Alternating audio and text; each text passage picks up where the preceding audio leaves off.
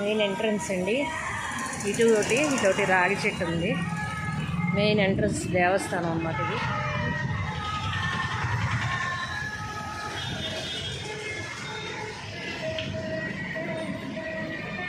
ఆ స్వామివారి కృప మీ అందరికీ ఎల్లవెళ్ళగా ఉండాలని మనస్ఫూర్తిగా కోరుకుంటూ మెయిన్ ఎంట్రన్స్లో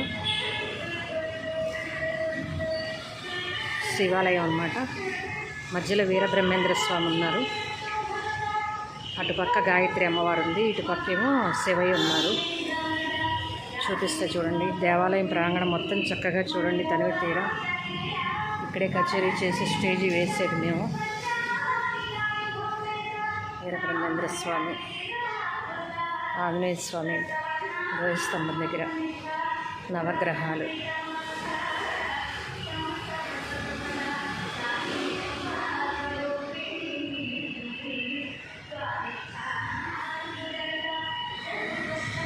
మధ్యలో వచ్చేసి నందీశ్వరుడు, వీరబ్రహ్మేంద్ర స్వామి.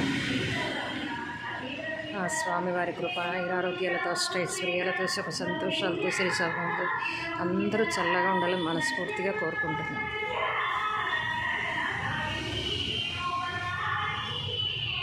ఈ దేవస్థానం నుండి మేము కచేరీ చేసేది, మా పిల్లలు పాడేది కూడా ఇక్కడే. చిరంజీవుని ఆశీర్వదిస్తారని, ఎక్కడున్నా కూడా మీరందరూ ఆశీర్వదించాలని మనస్ఫూర్తిగా కోరుకుంటూ ఈ వీడియో షేర్ చేయడం అయింది.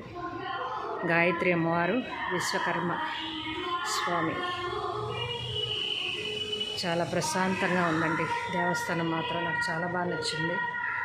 ప్రశాంతంగా కింద చక్కగా నీట్గా కూడా టైల్స్ అది వేశారు. ఆ రోజు స్టేజీ అది వేస్తారు అక్కడ.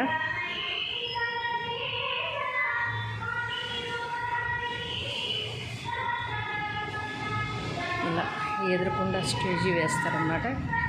ఈజీగా 200 మంది పడతారు ఇక్కడ. పైన కూడా ఒక ఓపెన్ ప్లేస్ ఉంది. మనకి పైన అంత అవసరం లేదు కదా, కింద ప్లేస్ సరిపోతుంది, చాలా ఉంది కాబట్టి.